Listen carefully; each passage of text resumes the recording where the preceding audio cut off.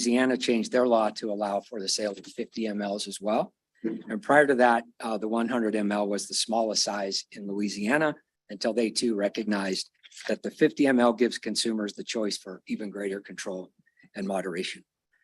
So with that, I'm going to turn over to Kelly, who's going to walk through a few additional slides to demonstrate the importance of small size spirits packaging. Okay. Thank you, Tom. And hello, I'm Kelly Dewar, and I'm the Vice President of Government Affairs for Sazerac. We're one of America's oldest family-owned, privately held distillers with operations in the U.S. and globally. And as Tom mentioned, we're the largest supplier of distilled spirits to DABs. Our company is built on a strong foundation of integrity, trust, ethics, and values. And we are passionate about responsible consumption and have led the industry in promoting this portion control packaging, including the 50 ml. We strongly advocate giving consumers the choice to moderate their consumption. Tom.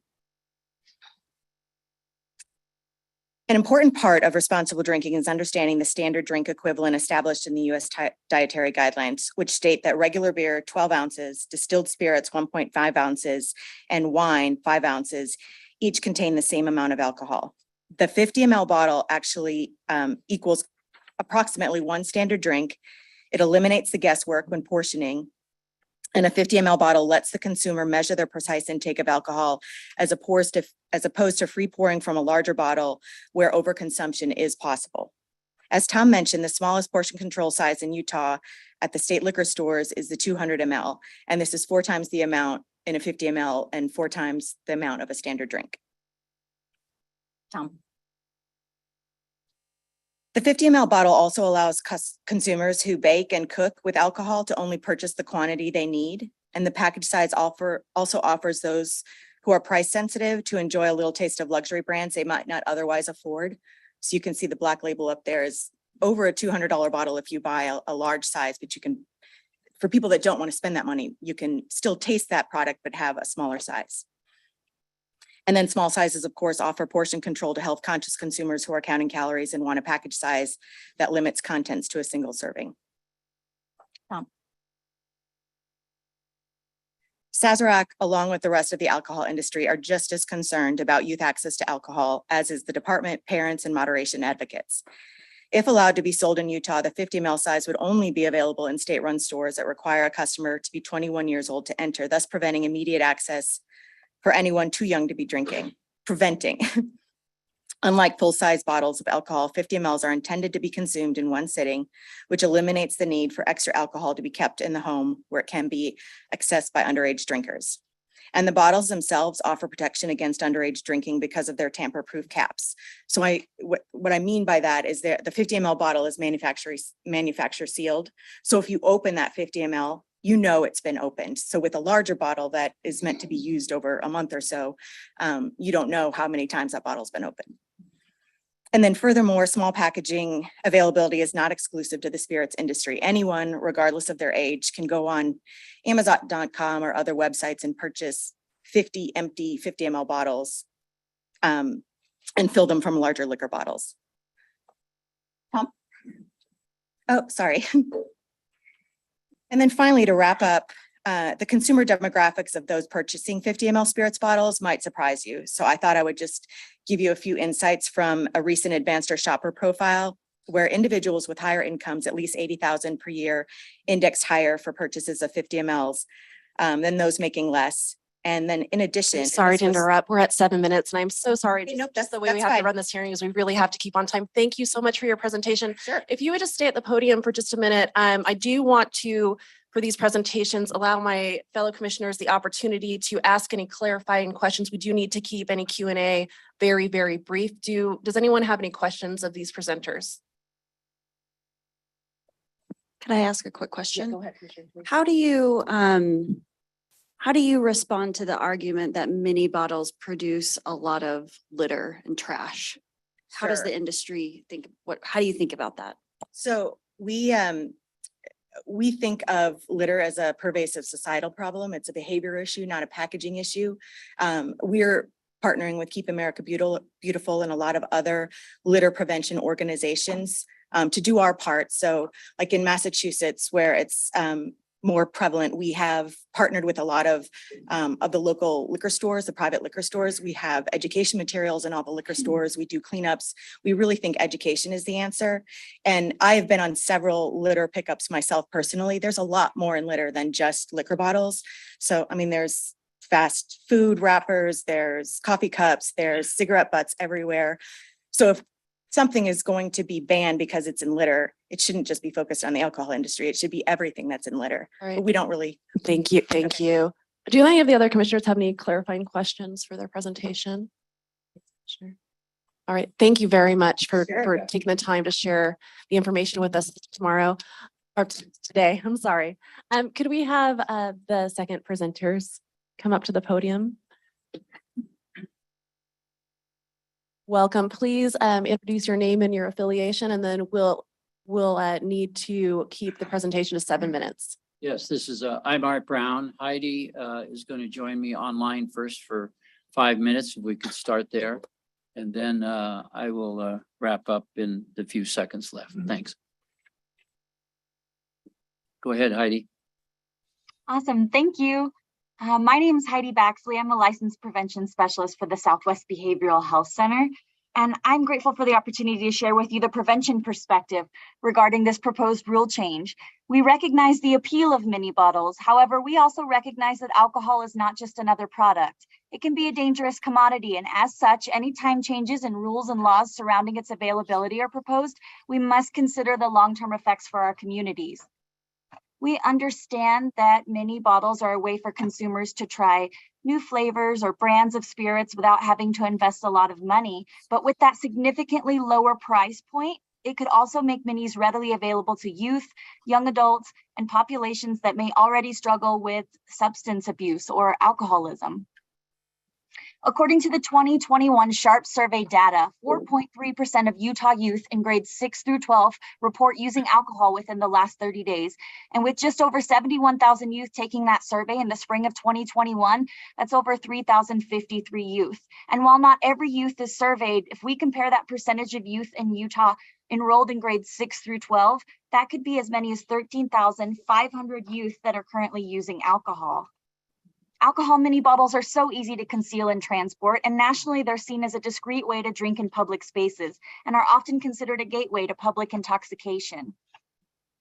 And because of their size, these products are often disposed of without much thought. I found articles from communities all over the nation who have banned alcohol mini bottles because of the toll it was taking on their community's public health and the environment, including New Mexico, who as of July 1st has banned these minis statewide. From a prevention standpoint, this littering issue concerns us greatly. It tells us that folks are using these products in public, even though their communities have laws and policies in place to try and prevent this. And it tells us that youth are now being exposed to this use. Many studies have shown that the more youth are exposed to the use of alcohol in person or just with the trash left behind, the more youth begin to believe that this behavior is normal in their community, and the perception of risk associated with youth alcohol use decreases, leading to an increase in youth. And I think that's something that we all do not want to see happen. Multiple studies have shown that increasing the availability of alcohol in a community also causes an increase in youth use rates. So it's logical to conclude that with the availability of these mini bottles increasing in homes and in communities, youth will have more access to alcohol and youth alcohol use rates will increase. For preventionists, that's very discouraging, as we, with the help of many other agencies and organizations here in Utah, have been working hard to decrease underage drinking for years and really making headway to prevent all the negative outcomes associated with youth alcohol use, including violence, delinquency, school dropout, teen pregnancy, depression, and anxiety. And as I mentioned before, concealment is a concern with mini bottles.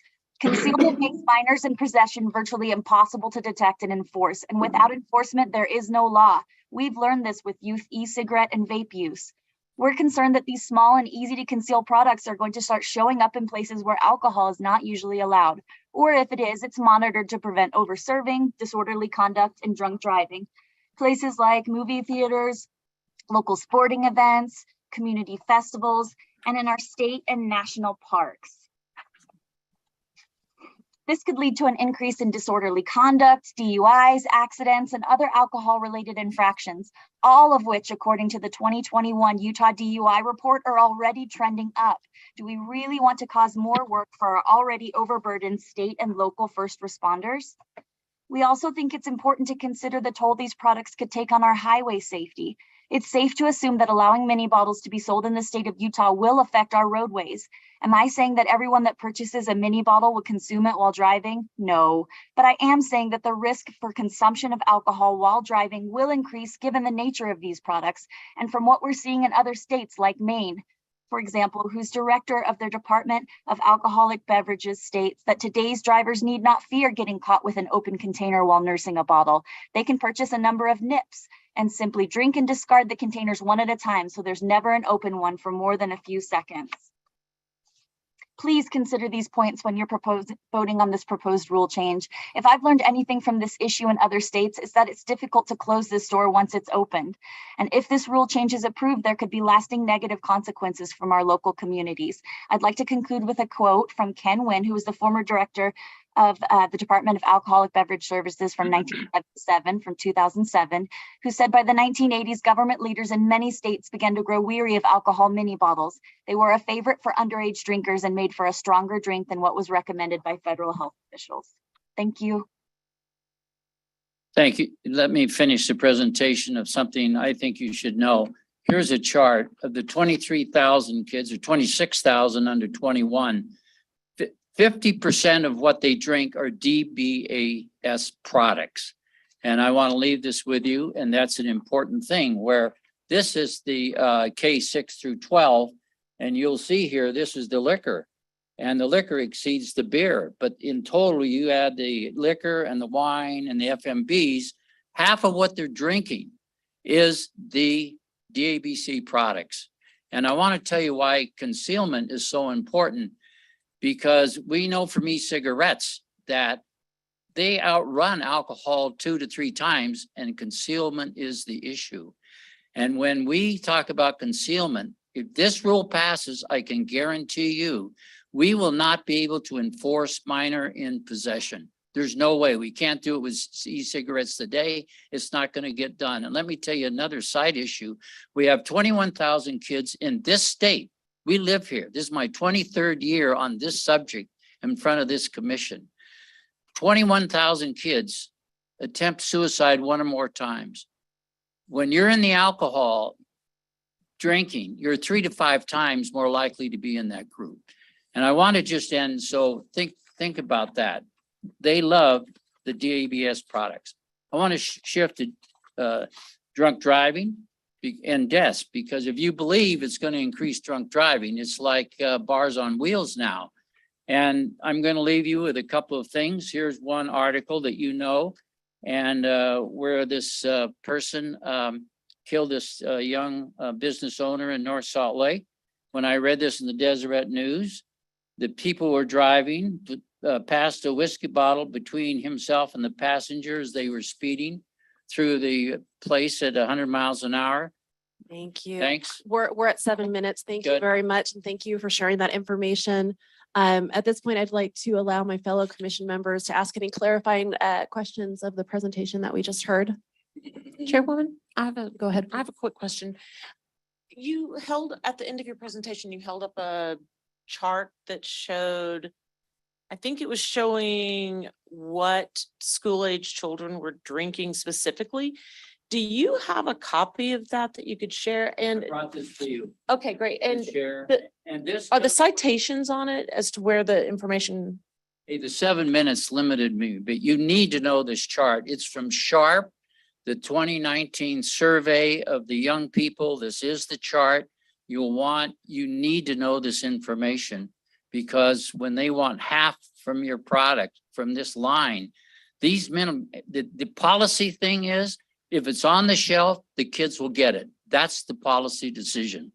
And that's why this chart is so important for you to have. We'll make copies of the chart and circulate. Commissioner Jacobson. Art, I think you know where I stand about teenage drinking, and I've, supported Doug. And when I was chair of the commission, we moved that to the top of the agenda because it should be at the top of the agenda. And so I don't think that's the real issue here at all. But I think part of what I'd like to get clarified on this, especially with regard to, the use of these mini bottles, is why do we believe that this will be more accessible to kids than the alcohol bottle of Jack Daniels that's sitting at home that they've been using in the past to take to school, to put into water bottles and things like that? Why do we think that this will become a bigger problem? What I believe is our experience with e-cigarettes and the concealment. And the kids love that. And as you know, we can't enforce it at school. It's all over. The principal is junior high. They are guarding the restrooms. The conceivability is the reason that they will be popular, and they like concealment. And we know they can get the products if it's on the shelf. We can't enforce it. They know it. You can't enforce it. You have no law. Well, the reason I'm asking questions about this is, see, we already have a concealment problem in courthouses and other places. It's not uncommon for me to go to a courthouse, especially if they're hearing criminal matters, and having the bailiff notice that there's something funky about a water bottle or a juice bottle or something like that, especially since many of the so-called water bottles now they're not just clear. So you can put you could put apple juice in there, you could put Jack Daniels in there, and they're not going to know. And we're finding that, throughout the country happening. So I guess what I'm really trying to find out is, do we have any study or anything from the other states that shows that the mini bottles are being used more for concealment than some of the other methods that have been used traditionally and are being used today? I don't have that. Maybe some of my other prevention people have the mini bottle stats from the other states. The other thing I think that goes along with that, you made the statement that it's going to become much more available. I want to know where you're kind of coming from that, because, in this state, at least, one of the nice things about having a control state is the only place you're going to get alcohol or be able to buy it legally is at the store. Unless you go to Wyoming, like I know some people do, to buy things like at stores you can in Wyoming. So how does your group see that having the mini bottles will be much more available for purchase to youth than the way that we sell alcohol right now? Let me share with you. We got 26,000 kids under 21. They don't go to the DAB store to purchase it. She runs a tight shop. What they do is they get 43% of what the kids are getting is from their parents. All right, that's alarming. And if you'll notice the chart, Commissioner, this starts at the 6th grade. So what we're saying is, you put this on the shelf, whether it's the parent or they'll send in the older 21-year-old kids, they're going to be in the hands of the young people. And the young people, if they're like e-cigarettes, they're going to gravitate to stuff that they can and do conceal at sporting events, at proms, or anywhere else they can put them in their pockets. We know that from e-cigarettes. We ought to learn from it. And we cannot really enforce e-cigarettes today. We can't do it. It's all over the schools.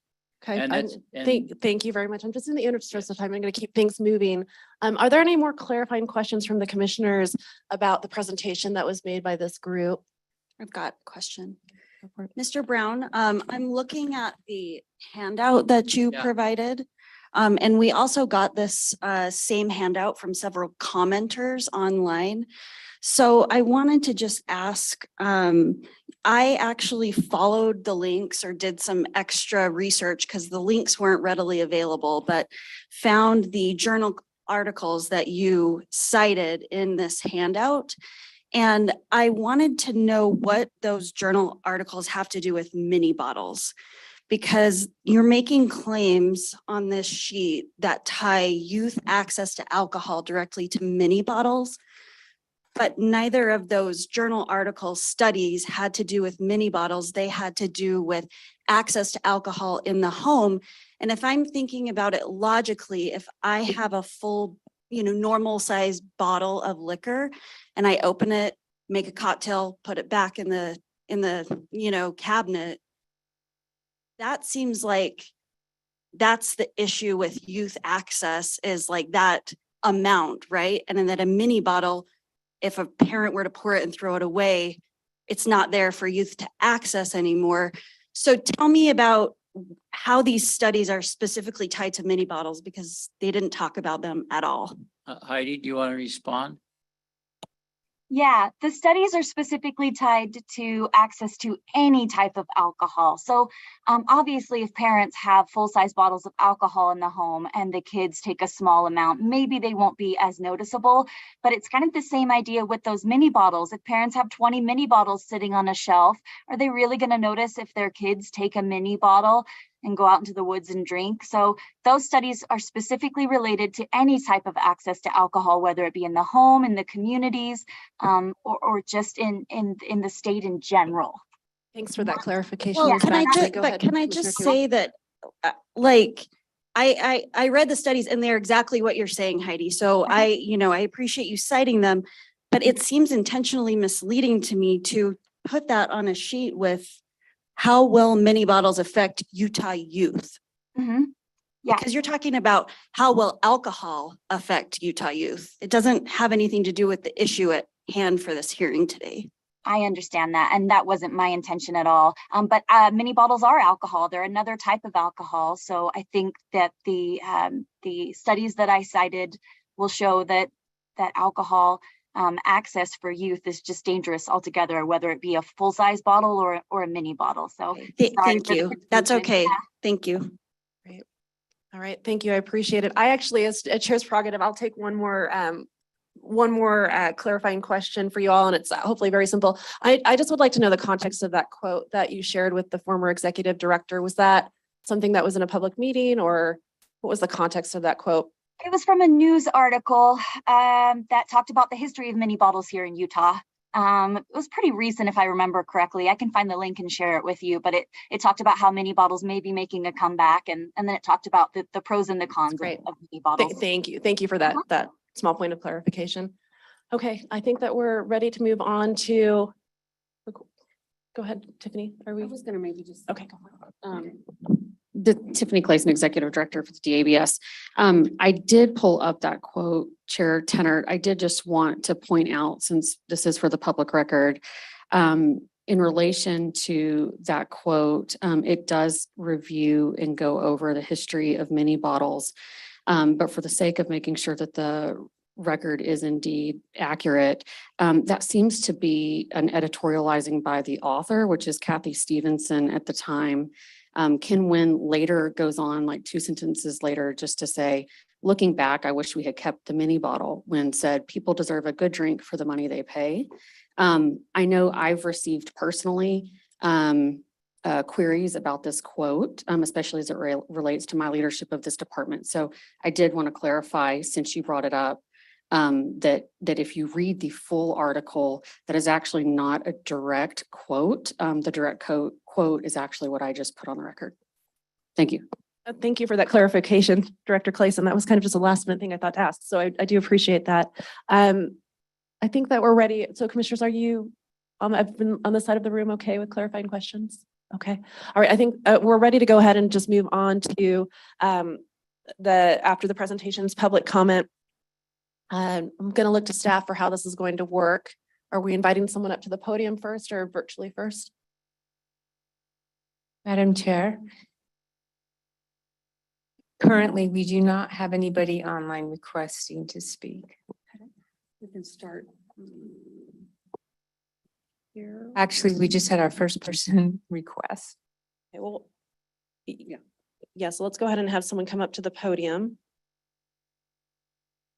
And that will be Richard Nance in opposition. Mr. Nance, will you also just, again, at the podium, state your name, affiliation, and we'll need to limit the time to 2 minutes. My name is Richard Nance. I live in Cedar Hills, Utah. I'm on so many different boards and commissions and faculties and so forth. I can't remember who I'm representing. So I'm here representing myself as a prevention advocate today. So a few comments I wanted to make. It's really interesting from the presentation that you've seen that mini bottles aren't just sold in singles, but they're sold in 10s and 4s. The presentation on Johnny Walker Blue is an example. Those products are sold in 4s. You can also buy them in 24s as well. So you not just always buying one mini bottle. And my own personal experience visiting liquor stores in other states, particularly in Nevada and California, you see right by the checkout, just like you do at the grocery store, where you see candy bars and bags of potato chips, they also have big buckets full of mini bottles. So they're designed for impulse buys and also for impulsive use. If you go back and look at New Mexico again as an example, March 21st of last year, I believe that's when the law was changed. And they changed their law to really look like what Utah's law is. They're now only allowed to be sold in hotel minibars for airlines and golf courses, which I think is what is different for us, but they're designed to be sold only in places for on-premise consumption. The New Mexico article also pointed out that these things are concealed and carried into movie theaters, football games, concerts, and again, they're for impulsive drinking. And you probably didn't know that I smuggled one of those in here today, but I thought I'd show you that, how easy it is to do. One of the other quotes from the New Mexico article is, I can't remember now if this was a legislator or someone else, but minis are a natural for people to drink in their car and then they throw them out the window. So it's a public health. Mr. Nance, we're at 2 minutes. Thank you. Thank you for your comments. We appreciate it. Anybody want this? Does it actually have alcohol in it? It's not even been opened yet. I picked it up on the airplane on the way back from Amsterdam yesterday. All right. Do we know, Vicki, we have one participant online. Do you know if that person is in opposition or support of the change? Did not state. Can you clarify that with her? And then in the meantime, let's go to someone who signed up to speak in support, and that's Tanner Leonard. Oh, okay. Thank you, Tanner. All right. Let's go to Tony Tran. And please, as you're on the microphone, go ahead and state your name, your affiliation, and your comments. Okay, hello, my name is Tony Tran. I live 1 mile north here, just a private citizen. So my comments are, I'm really happy that the liquor store is just nearby, easy for access there. I really do believe within the free market there. So like as presented earlier, by having these mini bottles, it gives me more option for choice.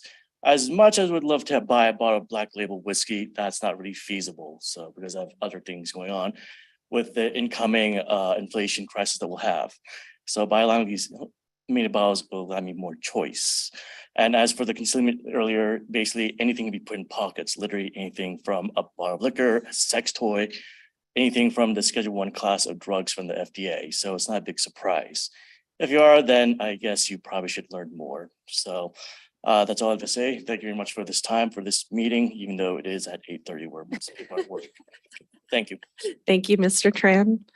All right, let's go ahead and go online to Christina Paxton. And Ms. Paxton, will you please make sure, go ahead and state your full name, your affiliation for the record and your comments, and we'll limit them to 2 minutes. Thank you. Christina Paxton, a concerned parent. And I'm speaking in opposition of this change. It's interesting, and I appreciate the balanced discussion that and the time you've provided here. I do like the fact that Utah can stand out from the nation on this accessibility of these mini bottles. I think concealment is a major issue. I feel like as parents, we're fighting so hard to protect our kids, to protect their brains, and protect them from future addictions. I just don't want that fight to be made even more difficult by these mini bottles being accessible to them. Thank you. Thank you for your comments, Ms. Paxton. Next, we can go to our list. Ms. Dorr, I have you on the list. Would you like to speak? Okay, you're welcome to speak on it if you like. Okay, go ahead. So again, just for the record, I know you've already introduced yourself. Please introduce yourself again, your affiliation, and limit your comments to 2 minutes. Kelly Dewar, Vice President, Sazerac, Government Affairs. So in New Mexico, you can buy mini bottles, 50 mLs in 10 packs or greater, and you can buy, there is no restriction on 100 mLs. I just wanted to clarify that. Thank you. Great. Thank you very much for your comments. Let's go next to in person, Rob Timmerman in opposition. And please restate your name and affiliation for the record and your comments, limit your comments to 2 minutes. Sure, thank you. I am Rob Timmerman. I am a member of the advisory committee, so thank you very much for allowing me to come and speak with you. As was noted earlier, the history of the mini bottle in the state of Utah is long and sometimes arduous, but your predecessors nearly 3 decades ago made the right choice and decision to eliminate the sale of mini bottles from our state. And I think that decision nearly 3 decades ago is as sound as ever now when we're talking about what we're talking about today. As was presented, the biggest concern that I have personally is the opportunity for concealment. We saw e-cigarettes take off because of a product like Juul, which was designed and manufactured and targeted to youth. Youth accepted it, and we just saw tremendous problems because of that. There has been judgment against and a lawsuit settled, and millions and millions of dollars will now come back into the state and other states because of a company that chose to market a concealable product. And I worry about that as a citizen of the state of Utah. There is no benefit to the residents of the state of Utah that will outweigh the costs that we will incur as a state. Some of the argument that I've heard for those in favor of mini bottles is the tourist coming into the state of Utah and left with the only option they're left with is to buy a larger bottle, discard the bottle, or even drink the whole bottle prior to leaving the state.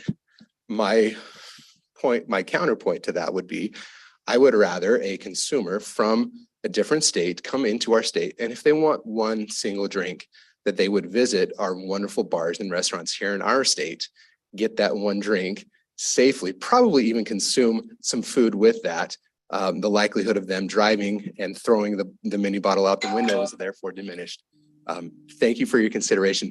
Please use me as a resource as well as I'm on the committee. Happy to answer any questions at any time. Thanks. Thank you for your comments. Let's go to just kind of going down my list here. Susanna Bert.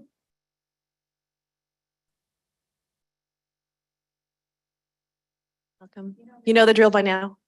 Yes. Yeah. And yeah, actually, and we have, in terms of what we have signed up, we're now in opposite. We just have speakers on the opposition. Thank you. Thanks for checking with us. Susanna Bert. I am a member of the Weber Communities that Care Coalition, and I also work for Weber Human Services and as Assistant Director.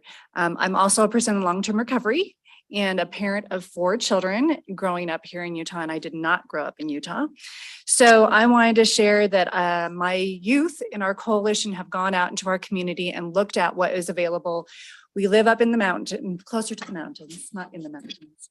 And you can see where a lot of the youth and other young adults are going to consume alcoholic beverages without being visibly obvious to law enforcement. And they took pictures of all of the beer and the 200 milliliter bottles. So you have that even up in the North Ogden Divide. And there was concern with that if they're going to be increasing the access to mini bottles, that there would be more consumption and more concealment. And I'll be very honest, the mini bottles were always the things that we were targeting in our college years, or my college years, as things that you could take into the Causeway Classic or the football games, because you weren't allowed to have drinks, obviously underage.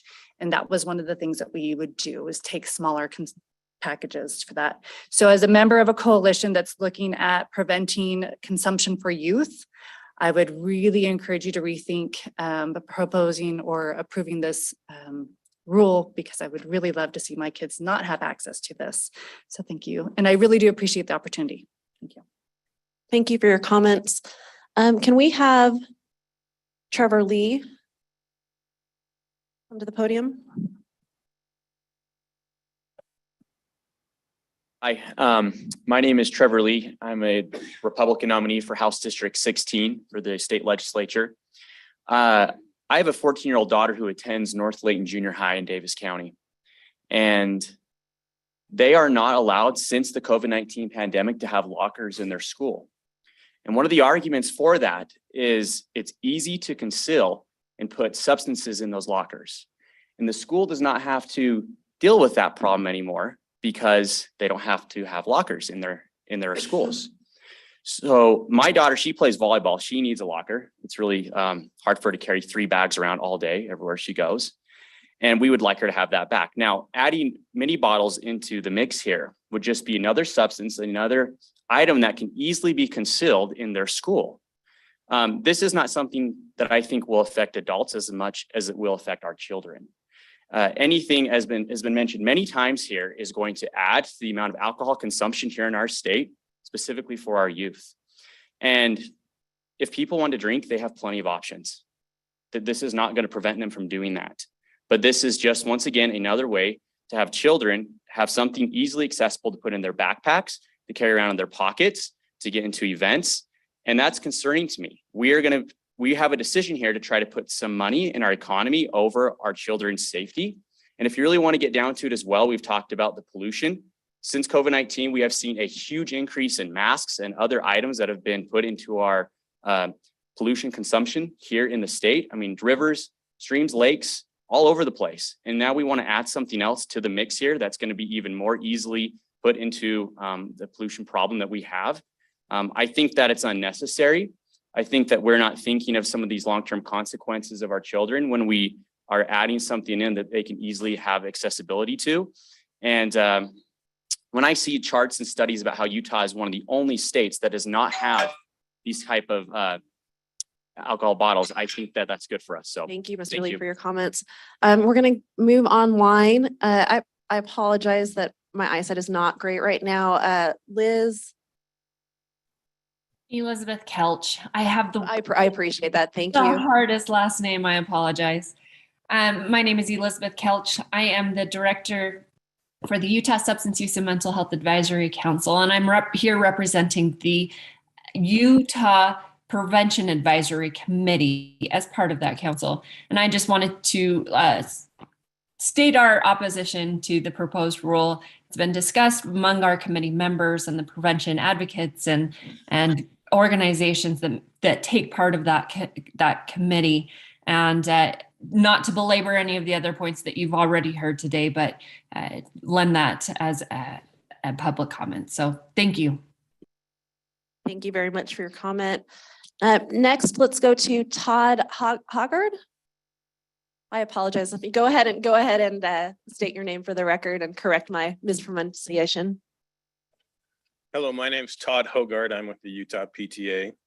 I know you already know the concerns many of us have with my responsibilities with students. A huge concern is the ability to hide and smuggle in alcohol to places and populations it should not be in. Hard to detect and hard to enforce laws regarding its use and consumption. In researching for my comments today, I came across the same article from the Salt Lake Tribune dated January 2nd, 2017, titled, "Whatever Happened to the Mini Liquor Bottles in Utah?" Let me read some key parts. In the late 60s, business owners constantly complained that liquor laws had a negative effect on tourism and hindered profits at restaurants, bars, hotels, and resorts. Sound familiar? These bottles, quote, helped boost the state's tourism and were especially beloved by baby boomers, unquote. Why were they especially beloved? They, quote, found them easy to smuggle into concerts, sporting events, and ski resorts. They were better than flasks, said Fred Boutwell, who remembers enjoying the contents of these diminutive bottles while a student at the University of Utah, unquote. In '68, liquor laws changes made it on the ballot for a public vote. There was fierce debate leading up to the vote about the pros, tourism, and cons over consumption and underage drinking. I suppose the pros and cons never change. The measure failed, but it caught the attention of the Utah legislature, which in '69 approved sweeping changes to state liquor laws, including the sale of mini bottles. That measure also created this very state liquor commission. They were ultimately phased out around 1990 by the Utah legislature. In 2016, the owner of Layton's Hive Winery asked this commission to allow him to use mini bottles. The commission said the mini bottle issue would, quote, need to be determined by the Utah legislature, unquote. Just as the first presentation today showed, the Louisiana legislature approved the sale. I expect the Utah legislature to approve the change of this law. Thank you, Mr. Hoger, for your comments. Next on our list, we have Gail Razika.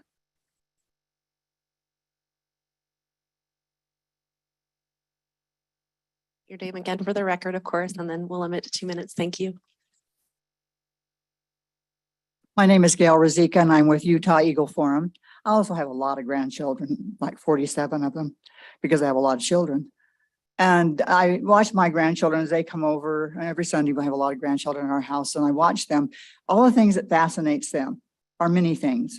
Little mini soldiers and little mini dolls and little tiny mini furniture for their little mini doll house. Everything like that fascinates them. They like the little mini drink containers of soda pop and the little mini bottles of water because it fascinates them. They like the mini bottles in little packages of chips because it's theirs. They consider all those little mini things just for them. One of my grandsons that enjoys all these things is 11 years old. He's in the 6th grade. We heard earlier that as young as sixth grade, they had a problem already with alcohol. For some reason, children think when they see little mini bottles or little mini anything, that it's for them. And with that thoughts and those attitudes, I can't imagine how appealing these little mini bottles are going to be for them.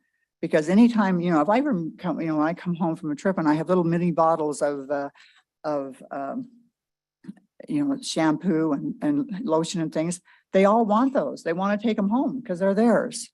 So how is it that they're not going to be just as fascinated by these little mini bottles that they can carry in their pockets? And you've heard that over and over, but I just have to say it again. I've been very involved in speaking out against vaping and those little tiny little mini cartridges that they confiscated the schools all the time. We're just doing the same thing here with these mini bottles. So please, please protect my grandchildren and my children and your grandchildren and your children. And let's not do this. Thank you. Thank you for your comments. Walter Plum.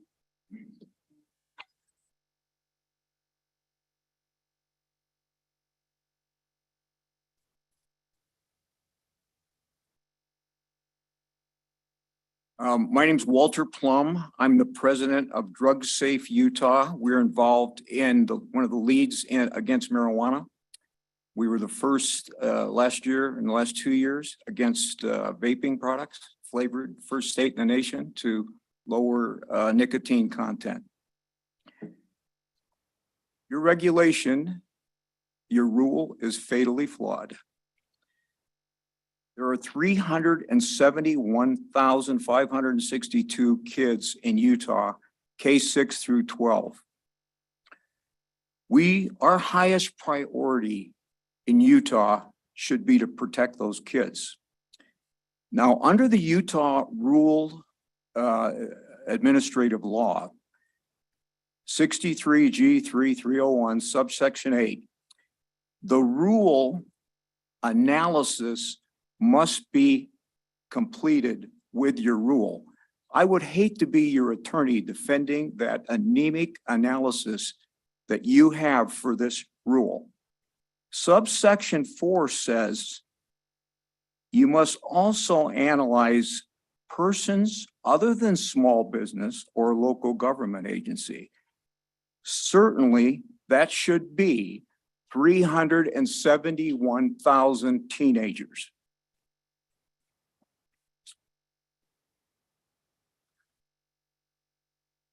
10.5% of US kids 17 and younger live with a parent with alcohol problems. Mini bottles are a kid that wants to drink, this is his dream. Affordable, concealable, and potent. And every parent's nightmare. The evidence you should have considered are traffic crashes, 8.5, sex, Thank you, Mr. 3.8, Plum, for your and comments. on. Your rule is fatally flawed. Thank you. All right, so we've finished the list of those who have signed up to comment. Is there anyone who is here in person that didn't have the chance to sign up? Okay, and Vicky, just double checking to make sure. No additional people. Okay, with that, given where we are on time, Director Clayson has alerted me that there has been a video submission, and given that we have the time for it, how long is it? It's quick. It Okay. should be under the 2 minute. Tom, do you have that video available and ready? Great, thank you. It's under the 2 minutes. All right, I'm gonna go ahead and allow the video.